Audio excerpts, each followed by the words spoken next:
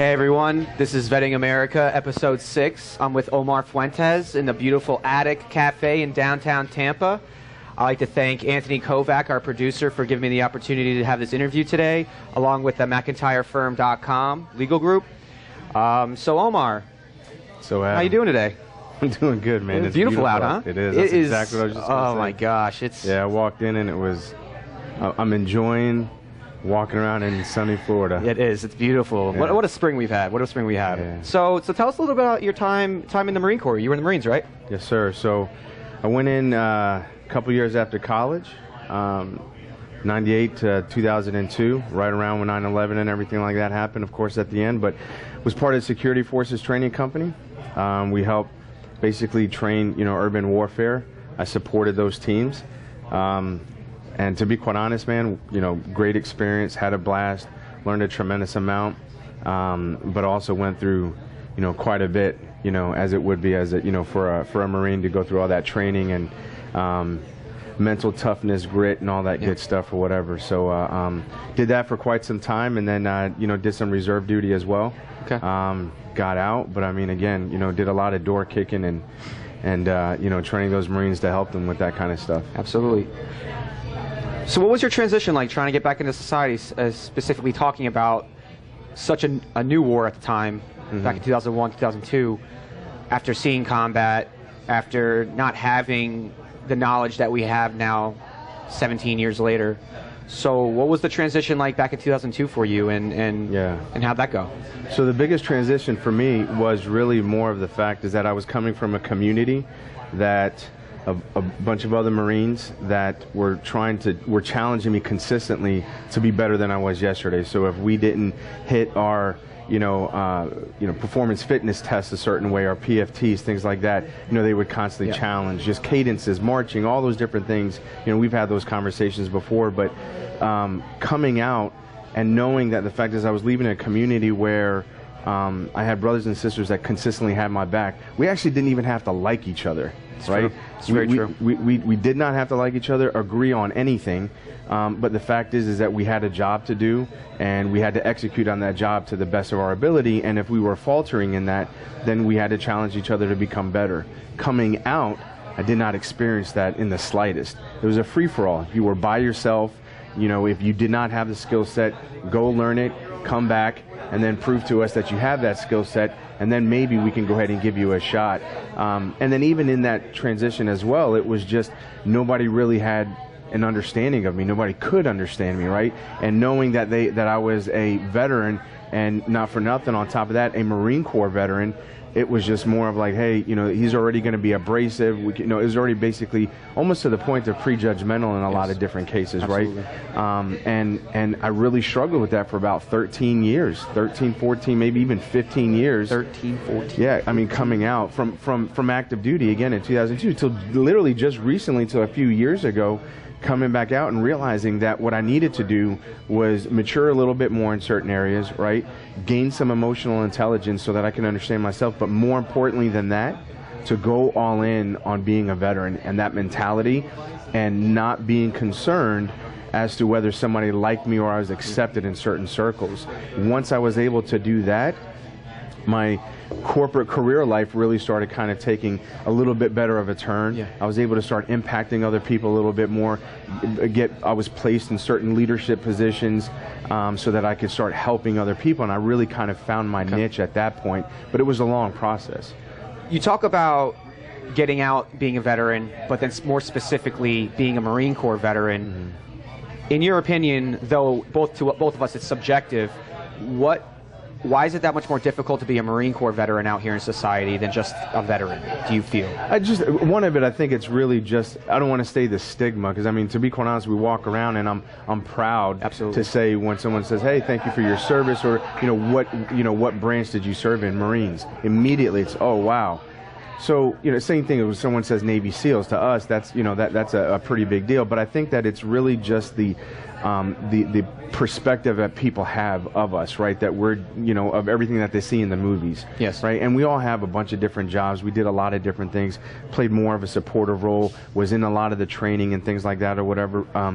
But I think it was really, and so what comes with that perspective is kind of that that burden on your shoulders that I have to continue to carry that perspective out, right? Yes. And really just say, okay, listen, I'm going to conduct myself as a Marine and continue to move forward as a Marine despite the circumstances that are before me. And sometimes there's that confusion of that balance, because I am abrasive at times, right? And I can be direct. But you learn after a period of time, how do you now articulate yourself a little bit more? You know, things like that. But I've been able to do that now without having to really shake the foundation of who I am as a Marine Corps veteran. Do you feel that there's a reason behind the idea that we get removed, that individualism gets removed from us, and it becomes totally about the team? It becomes about the person to the left and to the right of you, and that when coming out, the support you had while in, where, like you said, there's always people there trying to make you get better, and if you don't get better, then your life in the Marine Corps is going to be very unhappy. Right, it's going to be very difficult. It's going to be very difficult. It's almost conformity to become great.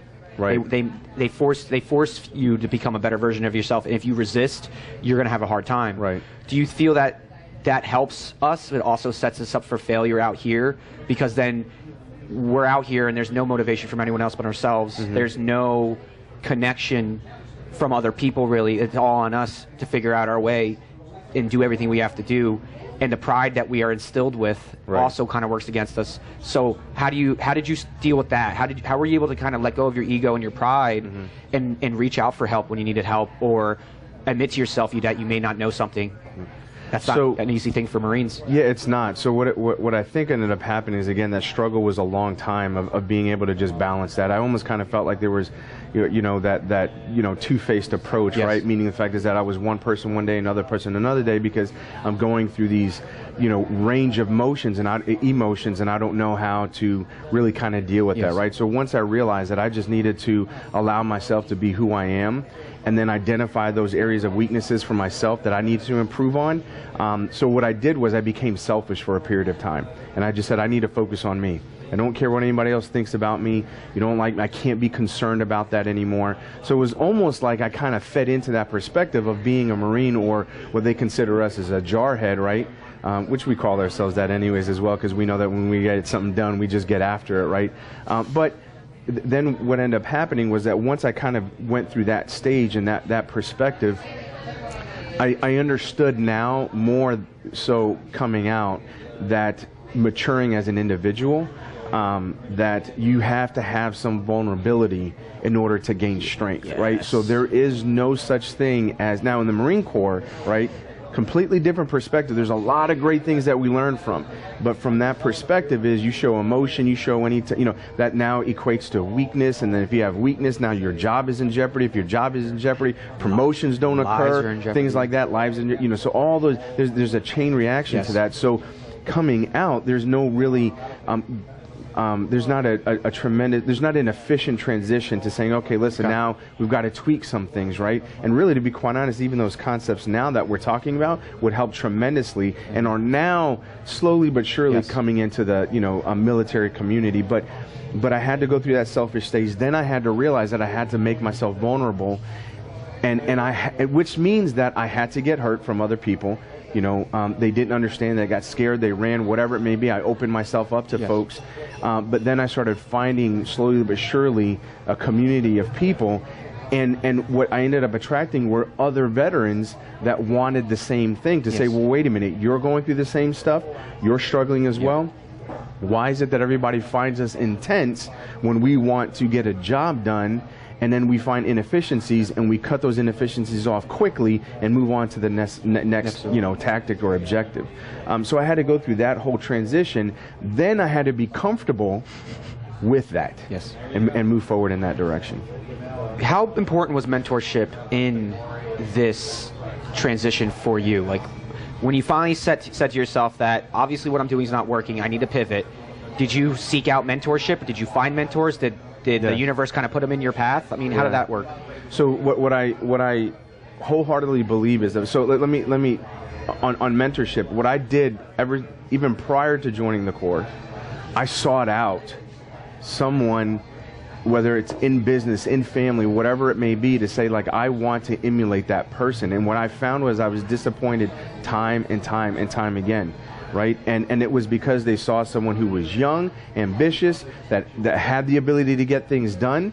And so they took advantage of that after a period of time, right? I joined the Corps, I grew up, I get mature a little bit in certain respects, come out, go through my process. Again, I'm right back at it. Who can I seek out to help me to grow as an individual? And of course, I knew I wanted to be in business, so I no longer wanted to break my knees and my back. So who can help me do that? Again, disappointed time and time again. You know what I ended up finding out was that mentorship is all around us, everywhere. Books, podcast, Facebook Lives, videos, you know, however you can obtain information out there that in this new day and age where when I was growing up, when I was younger, was not available. You had to have an interaction with someone face-to-face, one-on-one, so they had to set that time aside. Now it's not there. I mean, now there's not that barrier anymore, and what's out there is it's just a lot more freedom. So I realized I didn't need one individual to do something, and to be quite honest, I found out that that was a much better approach because we're all human, right? And just like I had to go through that transition and better understand who I was, I needed to make sure that I took the bits and pieces from other people, right, and compile it together to create the perfect mentor, right? And then just be able to decipher some of the information. There's garbage out there. There's a lot of it. A lot of people are saying, hey, you know, they slap a sticker on their Instagram feed and saying, I'm an entrepreneur, when you're really not, or, you know, I'm a presidency, and what have you done yet? And, you know, those types of things. And it's more of like, hey, let's, you know, let me get real information, people who have had experiences, and let me go through my own experiences as well. I believe that our own subjective capacities and the fact that we are our own people, a mentor who would be good for you may not be good for me. Right. And that by using books, podcasts, other types of information, and supplementing it with the organic relationships you build, and surrounding yourself with multiple verticals of mentors is very important. And I asked the question about mentorship because I know you have the Semper Fi Project, which is your nonprofit, correct? Well, yeah, so I mean, it's a business. It's essentially just literally a Semper Fi Project is literally a project right now that I'm morphing into something, and then I'll feed through my business to get to it. But Semper Fi Project was specifically that, was to be able to just essentially be vulnerable to everybody out there to say, hey, listen, I'm going through my own journey. I have gone through certain things already, and now I just want to share that information. And through that, you know, through that venue, right, through, you know, Facebook, Instagram, podcasting, you know, those types of things, interacting with other people, having conversations like we're having right now, is to say, I just want to share my experiences, and I want to share even what I'm going through today, because we never stop growing, we never stop learning or evolving, and I wanted to be able to challenge other people to do the same. So what I wanted to do is essentially create a similar community with some enhancements that I had that was in the Marine Corps, right, where we challenged each other to be better than we were yesterday. And that's really the purpose that I found out through going through everything that I had experienced, ultimately getting to the Semper Fi Project and saying, okay, you know what? That's my purpose and mission in life. So everything else needs to feed that. That's perfect, man. That's exactly how I feel as I've finally gotten out of my own way and really pursued the life that I've always wanted to build for myself, is finding out what really fuels you, and like you said, just feed everything into that to make that fire churn and churn and churn. It's amazing. It's amazing what he's doing. So how do we get some more information on the Semper Fi Project? How do we become involved? How do we... Do you have a Facebook? Do you have a web page? So everything right now is through social media and email. So everything's at Semper Fi Project on Facebook, on Instagram, and then my email is omar@semperfiproject.com. We also have a podcast on iTunes, coming soon on Google Play. So it's, again, the Semper Fi Project podcast. And we typically roll out every Monday, and what we call it 0 Dark 30, meaning it comes out first thing, probably even before you wake up, or, you know, when most people wake up. But you know, it's really just me and another Marine buddy of mine that we talk about life, business. We talk about our perspective. We talk, and it's just from a Marine Corps or veteran perspective. Absolutely, absolutely. So,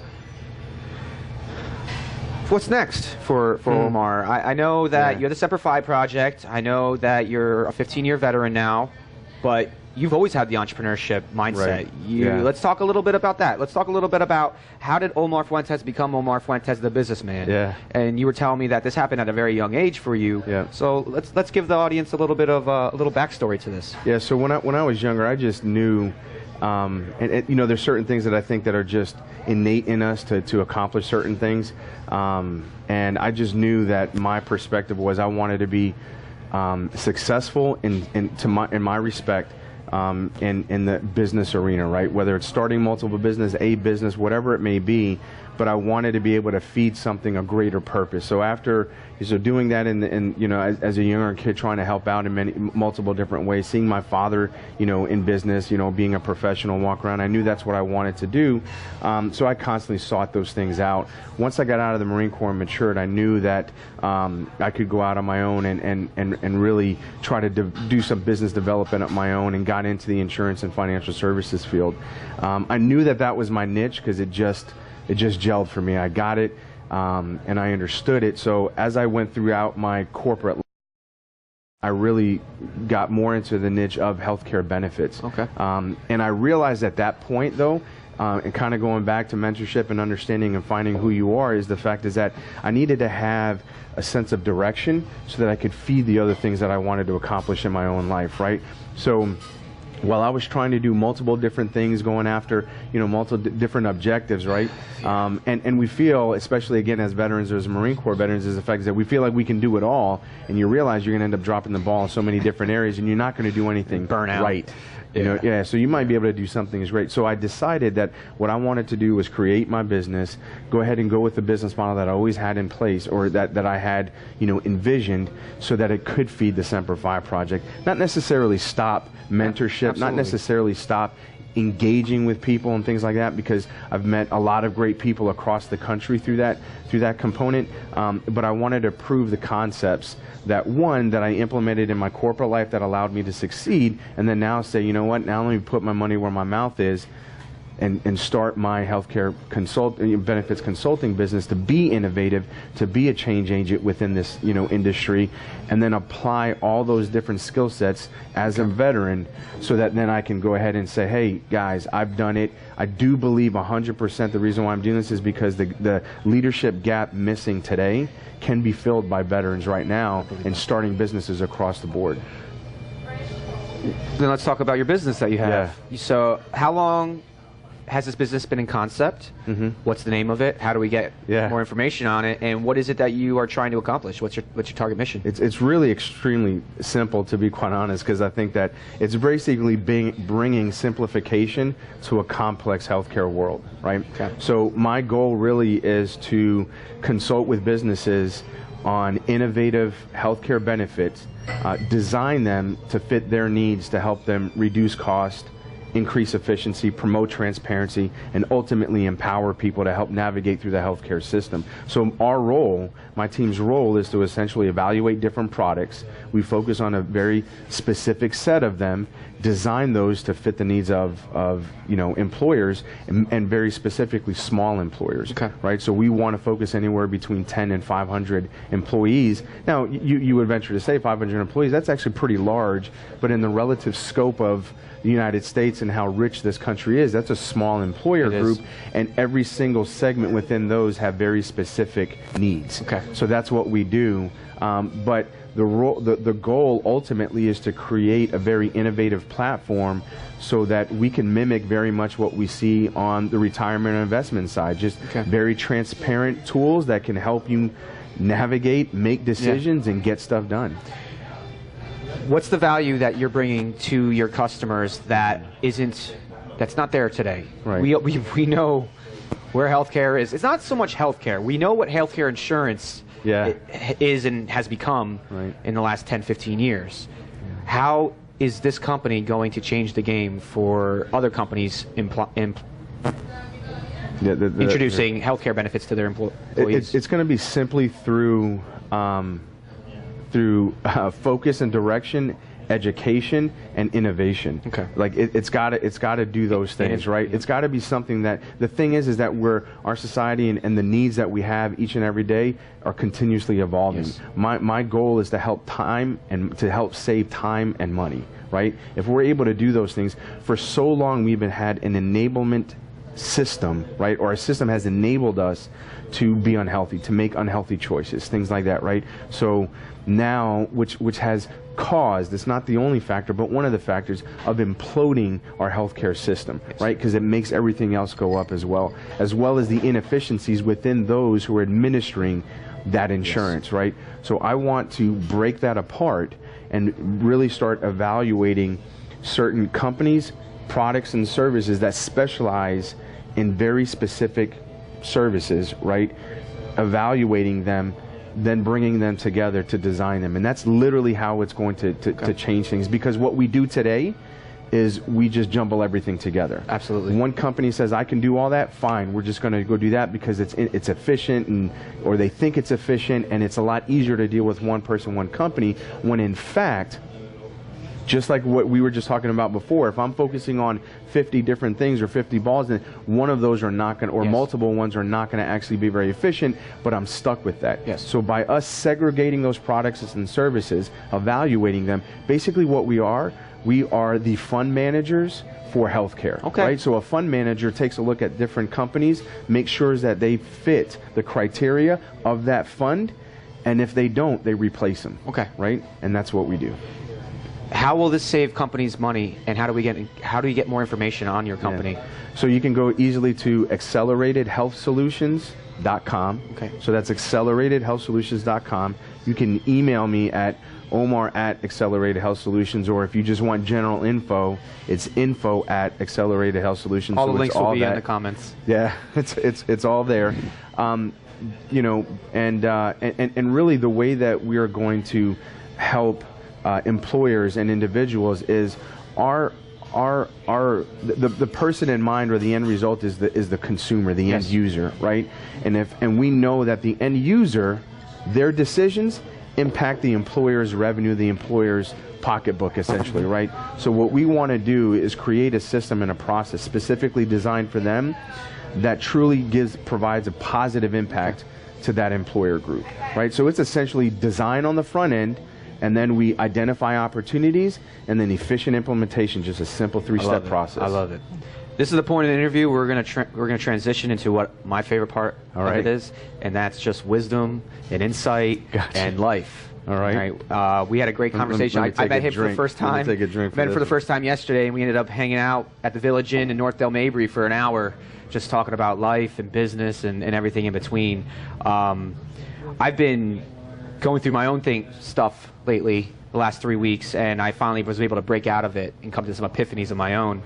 A lot about mindset and how important your mindset is to reaching your own definition of success, because our perception of success is completely subjective. Yep. You know, what's success to you, it may not be success to me, and vice versa. How was your mindset shaped by the Marine Corps? Mm-hmm. How was it extended as a veteran, and how important is it for you today, especially with the Semper Fi Project and going into now your new venture with the healthcare solutions? So what I can tell you is the fact is that when you're when you're serving, when you're just a veteran, what ends up happening is you know that you're serving a purpose much greater than yourself, right? So your mission has been answered. You're there, so now you know that you're all in it together, and you can go and fight that good fight, right? When you come out, it's kind of like you've lost that sense of mission. So you start walking around wondering, like, what in the world am I going to do now with my life? And a lot of people make that mistake as well. My mission is my family, my job, you know, whatever, my kids, whatever it may be. While all those are great and top priorities in life, what I realized is that I needed to have something to live for despite anything else, right? And that and as I mentioned before, everything feeds into that, right? So I had to realize that I had to create my own mission or my own purpose, and then identify that there's going to be fear involved with that, right? And I've had conversations about fear, because no matter who you are or what you've done, you always encounter that. It's just, how do we deal with that, right? And in the Marine Corps, I learned and developed even more so grit than I ever have before. And somebody asked me, what is grit? Grit is overcoming your fear and knowing that you're running towards danger and doing it anyways. Yes. Right? And I think that's just kind of my perception of it. But I read a book about grit, and it talks about some of the most successful people there, that those that have grit have this ferocious determination in life. Yes. And I knew that that's what I had. And what ends up happening is you have this just unwavering resilience Yes. to get through things that ultimately lead to direction. Now, for me, I was missing the direction. I had all those different things, but once I had that direction, then I knew where I was going. You know, things just started opening up a little bit more. I started moving forward in the right directions in life, and you know, those types of things. It's not to say that I don't deal with my issues every single day. Every day. I still deal with, you know, fear, anxiety, you know, self-worth, or my, you know, self-consciousness, whatever it may be. You know, but I just know now that the fact is that I have a couple of statements that I continuously state, which is purpose over fear, right? Discipline of consistency. You know, those are a couple of things that I just live by each and every day. And knowing that I'm going to mess up, but if I'm consistent in my life, it's not about being perfect every time. It's about going right, getting right back on to that train of moving forward. Yes.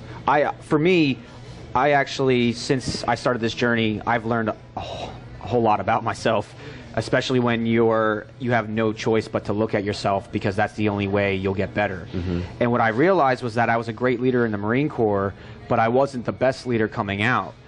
And what had caused that was, in the Marine Corps, you're given commands. Mm-hmm. You're given a hill to take. You're given a mission. Right. And then you make it happen, which is what makes Marines great, which makes soldiers great, sailors, right. airmen.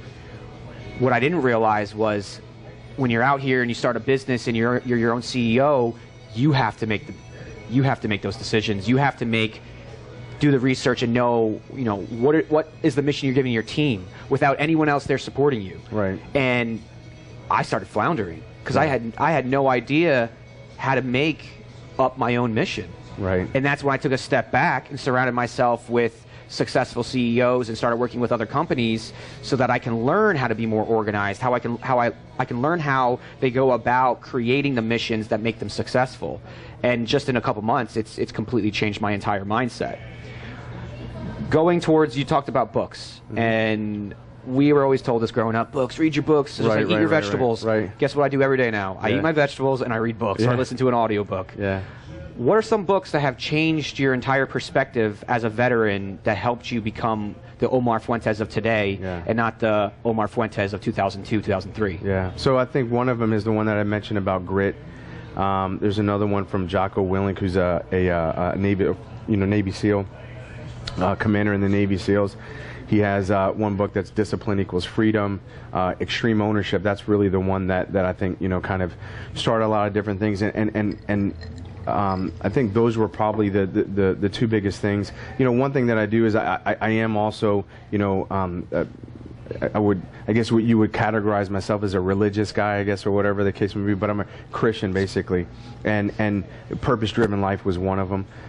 You know, those types of things, and again, take it with a grain of salt, read it. You know, not everything is actually, you know, gospel, so to speak, you know, no pun intended, but when I was reading those books, what ends up happening is that I really realized that it was about taking ownership about your own actions, about your own thoughts, your own feelings, you know, what you do moving forward. You can't control what other people do, but you can 100% control how you take those things and what you do to react to them, right? So I just think it's preparation, and that's what it is. I think if anybody's going to start with anything whatsoever, read Extreme Ownership, because it's basically saying everything that happens to you is your fault.